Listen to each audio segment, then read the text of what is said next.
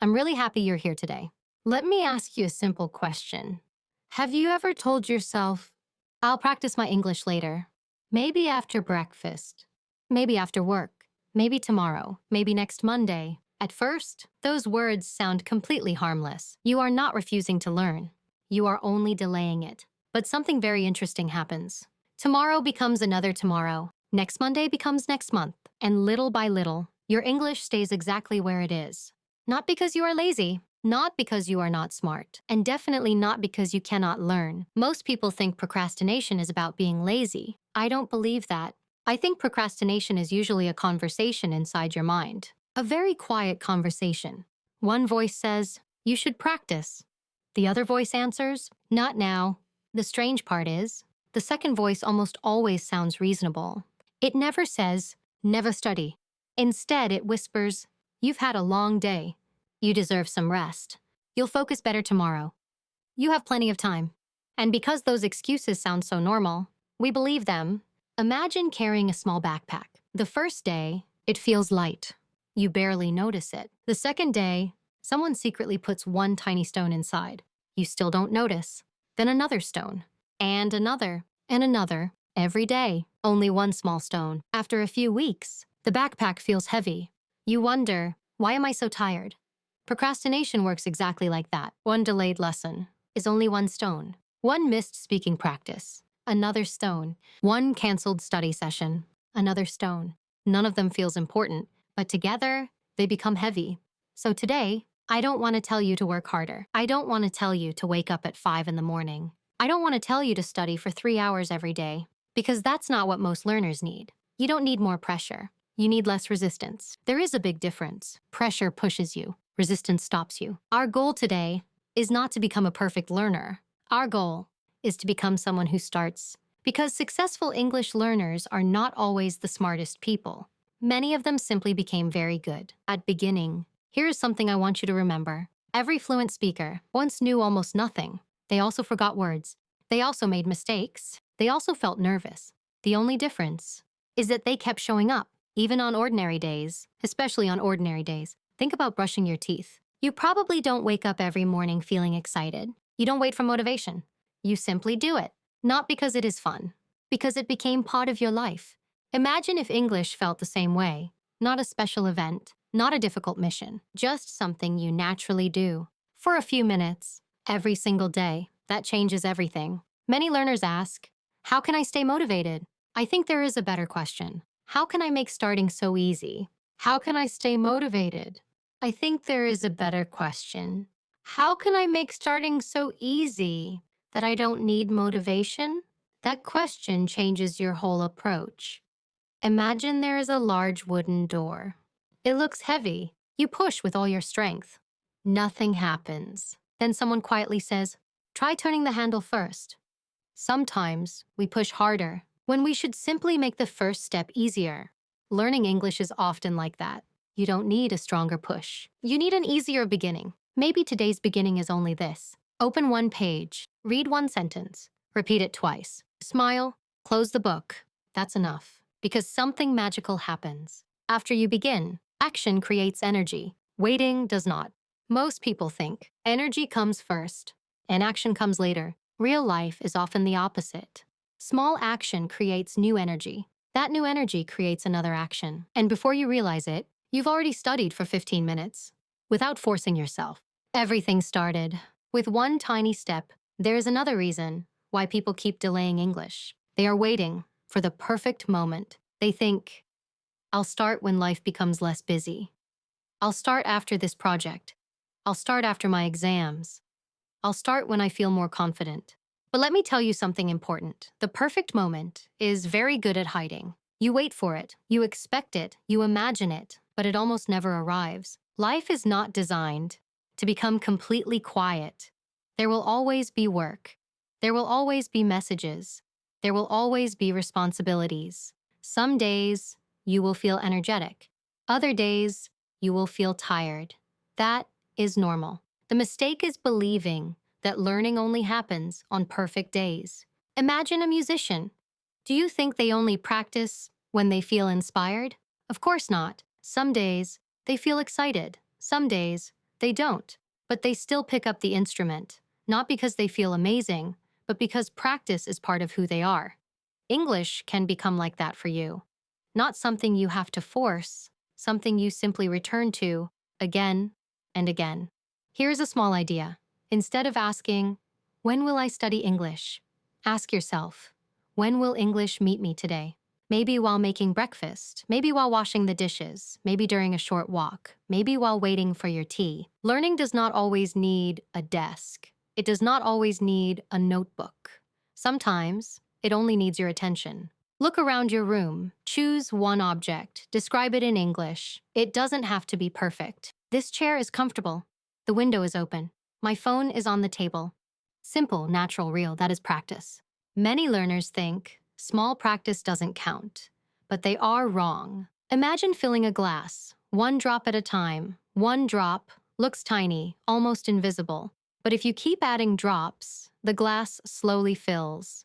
Your English grows the same way. One new word, one useful sentence, 1 minute of listening, one short conversation. None of these feels extraordinary. Together, they become fluency. Another habit that quietly steals your progress is comparing yourself with other people. You open the internet. Someone speaks English perfectly. Another person has an American accent. Someone else learned English in 1 year. Suddenly, you feel behind. You think, "Why am I so slow?" But you are watching their finished chapter while living your own middle chapter. That comparison is never fair. Imagine planting 2 trees. One grows faster, one grows slower. Would you stand beside the slower tree and shout, "Hurry up"? Of course not. You would give it water, you would give it sunlight, and then you would wait. Learning works the same way. Growth is quiet. You rarely notice it while it is happening. Then one day, you understand a movie without subtitles. You answer a question without translating. You remember a word without trying. And you suddenly realize, I've improved. Not overnight, but little by little. There is another trap I want you to avoid. Collecting English instead of using English. Some learners save hundreds of videos, hundreds of PDFs, hundreds of vocabulary lists. Their phone is full of lessons, but their mouth is silent. Knowledge only becomes skill when you use it. Think about cooking. Reading 100 recipes doesn't make dinner. You have to enter the kitchen. You have to cook. English is exactly the same. Watching lessons is helpful. Listening is helpful. Reading is helpful. But speaking is where confidence begins. Even if nobody hears you, even if you make mistakes, your voice is one of your greatest teachers. Don't wait until you sound perfect. Speak until you sound natural. And remember this, confidence doesn't arrive before action. Confidence grows because of action. Every sentence you speak is another brick. Every practice session adds another brick. Slowly, patiently, you build something strong. Not in one day, not in 1 week, but one small practice at a time. There is one more reason why people stop practicing English. It is not because they are lazy. It is because they cannot see their progress. Imagine planting a small seed. You give it water today. Tomorrow, nothing seems different. You water it again. Still, nothing changes. After 1 week, the soil looks exactly the same. If you only trust your eyes, you may think, this isn't working. But underneath the ground, something important is happening. The roots are growing. You just cannot see them yet. Learning English is very similar. Some of your biggest improvements are invisible at first. Your brain is quietly connecting words. It is becoming more familiar with sounds. It is learning patterns. Even when it feels like nothing is happening. That is why you should never judge your progress after one practice session. Look at the bigger picture. Not 1 day, not 1 week. Think about the person you were 3 months ago. Can you understand more English now? Do you know more words? Can you read a little faster? Can you follow conversations more easily? If the answer is yes, then you are moving forward. Maybe slowly, but slowly is still forward. There is another mistake many learners make. They treat mistakes like enemies. Every time they say the wrong word, they become disappointed. Every small error feels like failure. But imagine a child learning to walk. The child falls, then stands up, then falls again. Nobody says, "You fell down. Walking isn't for you." Everyone smiles because falling is part of learning. Speaking English works the same way. Mistakes are not proof that you are bad at English. They are proof that you are using English. And using English is exactly how improvement begins. The people who become fluent are not the people who never make mistakes. They are the people who are not afraid to make them. So the next time you forget a word, don't stop. Describe it. If you forget the word umbrella, you can say, "The thing I use when it rains." Communication is more important than perfection. Here is another habit that can change everything. Celebrate small wins. Most learners only celebrate when they reach a huge goal, but your brain needs encouragement much earlier than that. Did you understand one new sentence today? Celebrate it. Did you remember a word without translating? Celebrate it. Did you speak English for 5 minutes? Celebrate it. These moments may seem small, but they are building your confidence. Confidence doesn't appear suddenly. It grows, one success at a time. Now let me ask you another question. What happens after you miss one day? Many people say, "I missed yesterday. I guess I'll start next week." Don't do that. Never let one missed day become one missed week. Life happens. Sometimes you get busy. Sometimes you get sick. Sometimes you simply forget. That doesn't mean your journey is over. Imagine climbing stairs. If you stop on one step, you haven't gone back. You're simply standing still. Take the next step. That's all. Don't waste your energy feeling guilty. Use that energy to begin again. Starting again is a skill, and every successful learner becomes very good at starting again. Remember this sentence: a missed day does not erase all the days you already practiced. Your progress is still there. Protect it. Keep adding. One more sentence, one more minute, one more conversation, because every time you return, you become stronger than the voice that told you to quit. And one day, without even noticing, English will stop feeling like something you are learning. It will start feeling like something you simply use. That day doesn't arrive because of one perfect lesson. It arrives because you chose to come back again and again. Before we finish today, I want you to imagine something. Close your eyes, just for a moment. Imagine that 1 year has passed. Not one magical year, not a year filled with perfect study days, just a normal year. Some days were good, some days were difficult. Some days you only practiced for 2 minutes. Some days you spoke English for half an hour. Some days you made mistakes.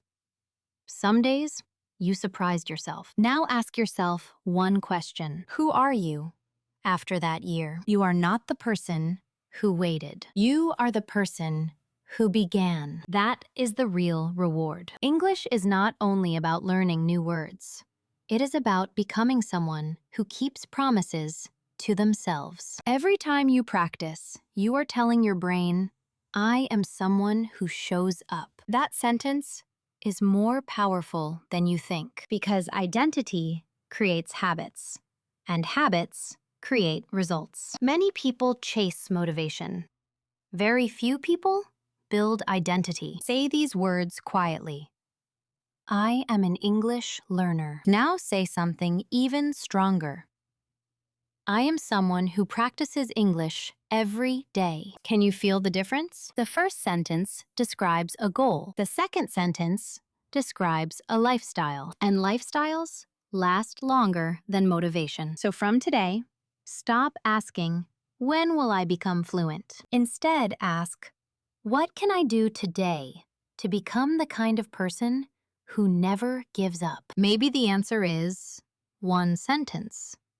Maybe it is 1 minute of listening.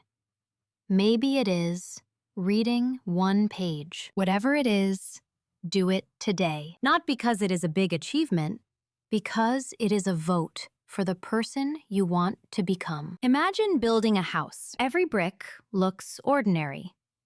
If you hold 1 brick, it doesn't look impressive.